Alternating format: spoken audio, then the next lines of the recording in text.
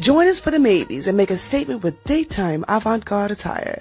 This is your chance to slay the fashion game while celebrating the unsung heroes in our community.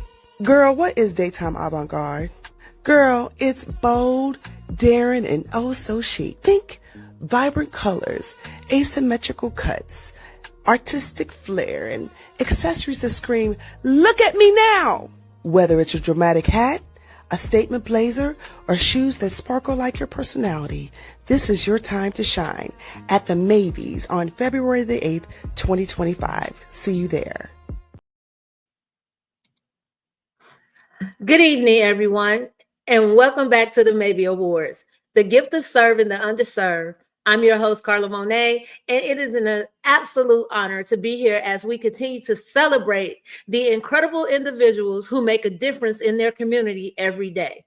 These awards would not exist without the vision of the phenomenal Erica Porter, MBA, who created the Mavy's to honor those who serve selflessly, uplifting their communities with heart and dedication. Tonight, we celebrate her dream turned reality. I'm especially excited to introduce one of our extraordinary honorees. Troy Pryor is a powerhouse in media production and storytelling with the remarkable ability to connect with wide audiences. He is the vice president of SAG-AFTRA Chicago and the founder of Creative Cypher, a dynamic portfolio of media entertainment brands, including XL Film Fest, Darkberry Productions, and Cypher Live. His directional debut on TV One's Change Agents opened the door to award-winning collaborations across multiple platforms. Troy's work embodies what it means to be a Maybe, someone who leads, inspires, and serves.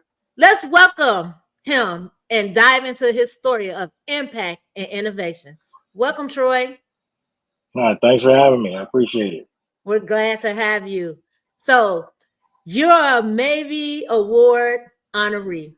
So tell everyone about yourself that don't know who Troy Pryor is. Yeah, thanks for having me. I appreciate it. And shout out to Erica, especially for starting this. I'm very grateful and humble for this honor. I'm from the South Side of Chicago, as you can tell.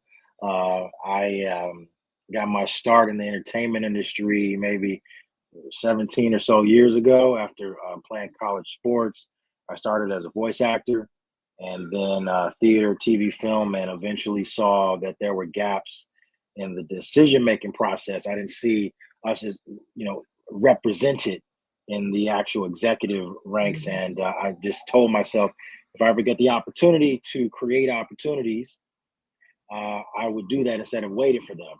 And once I got elected to the board of SAG-AFTRA, I started to learn a bit more about the back end of the business, and one board begat another board, and I started to help rising artists bring their projects to life, and then that evolved into becoming a producer and then launching the media company.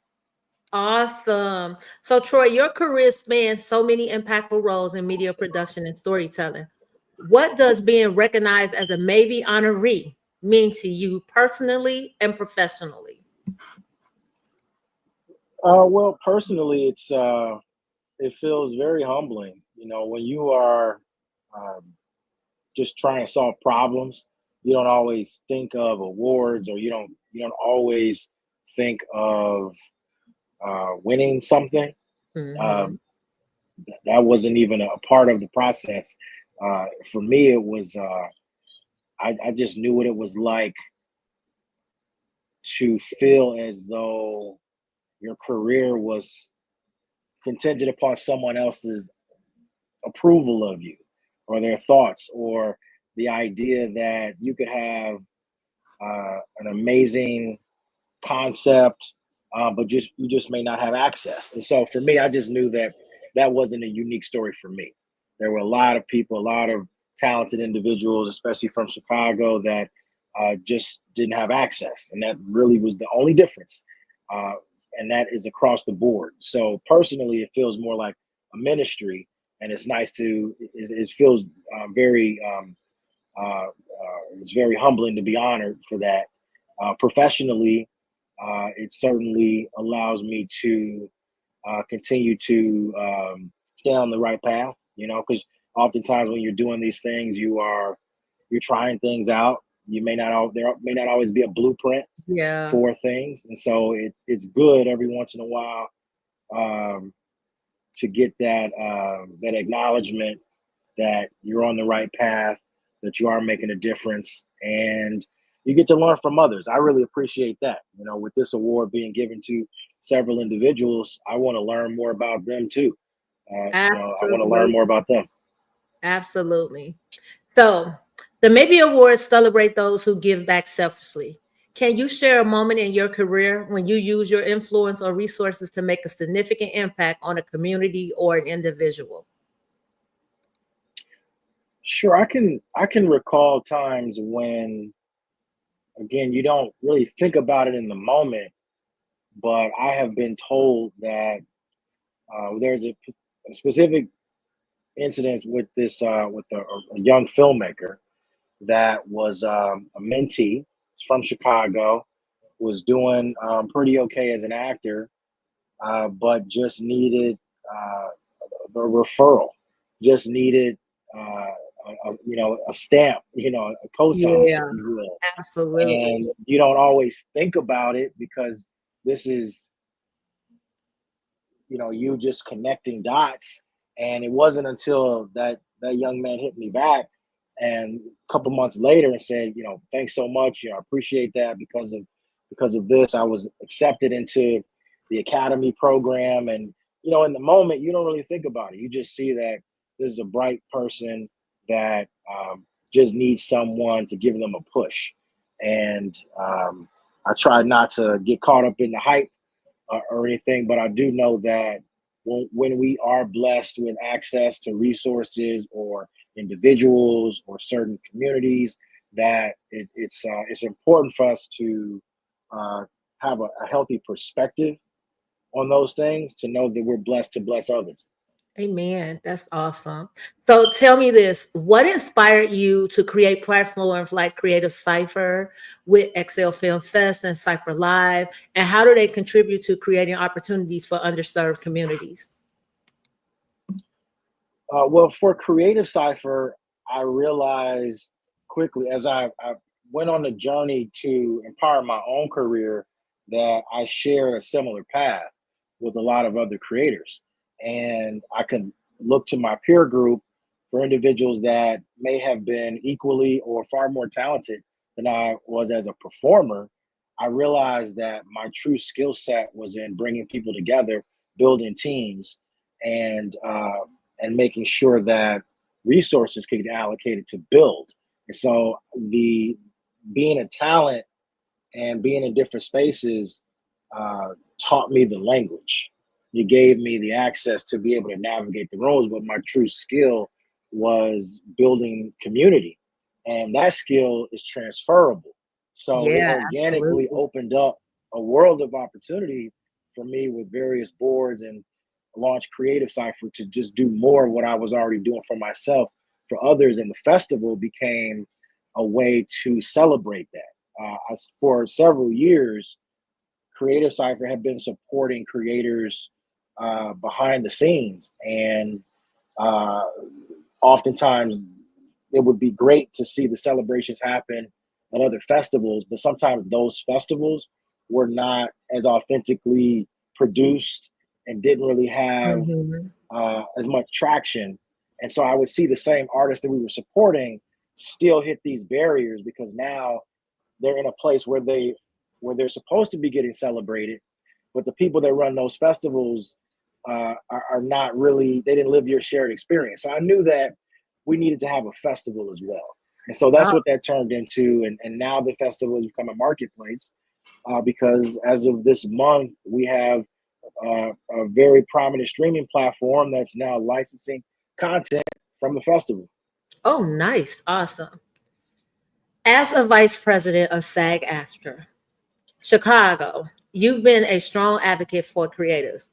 What advice would you give to young professionals aspiring to use their talents to serve and lead? I would say volunteer. I mean, that's one of the best pieces of advice I would give to Yeah. volunteer. I didn't start my festival that was out the gate. You know, I volunteered at festivals. I learned about festivals. I got the opportunity to see what worked, what didn't, what could be improved upon. Eventually, I started to chair certain committees, started to learn what it was like to lead in that space. I would also invite folks to have a balance in their life because whatever that may mean for you, because I know that the entertainment industry can be extremely challenging, and you want to make sure that you have a well-rounded perspective on things. For me at least, it freed me up a bit more. I can remember when I was just focused on entertainment, the the anxiety, the anxiousness of trying to make things perfect and work just wasn't always as healthy. And then when you start to incorporate other things into your life, it gave me at least a bit of freedom. So my advice would be find a mentor, find an organization or a program you can volunteer for. And number three, be kind to yourself. So you're not just locked in to that one thing, because oftentimes as storytellers or as artists, you need those healthy influences to inspire your creativity as an artist anyway. So you need to have other things going on to have some level of a healthy balance. Awesome. And here's the last question for tonight. Service is a core value of the MAVY Awards. How do you balance your responsibilities as a media producer and host while still finding ways to give back meaningfully? I align them. I remember a while ago, I was in an interview and the question came up about balance. And the brother I was interviewing said, you know, it's not about balance, it's about alignment. And so we can, you know, we pick the word that makes the most sense for that particular answer. But for this question, I would say it is more important to find alignment, because I'm not trying to figure out how to balance the two. They work hand in hand. So when we produce projects, we try to incorporate internships into every project. When we produce live events, we like to make sure that those events have some type of community give back. So it all is happening simultaneously. So I would definitely invite folks to work as hard as possible to align things so that you're not stretched too thin. Yeah, thank you. So with that being said, Troy, we thank you so much for joining us tonight and celebrating. And we thank you all for watching and celebrating one of our amazing honorees. If you haven't already yet, don't miss the opportunity to be a part of the MAVYs 2025 happening on Saturday, February 8th at the South Shore Cultural Center in Chicago. Tickets are available now at ticketfalcon.com/e the MAVYs 2025. Definitely go on there. You see it across the screen. Visit our Facebook page, the MAVY Awards. And if you can't attend, this is my motto. If you can't attend, consider purchasing a ticket for a guest, or even better, sponsor a MAVY. Your support goes a long way in uplifting those who serve and inspiring others to do the same. And next year, there are more who will be nominated at the second event of the MAVYs, because this is the first one coming out the gate and it's going to be fabulous. So stay connected with us by visiting the website at themavyaward.com, and definitely visit us on Facebook, social media platforms, Instagram, and more.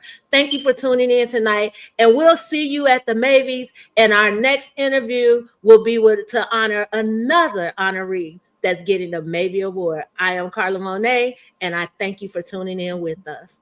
Good night, and don't forget your avant-garde attire. Peace, y'all. Peace.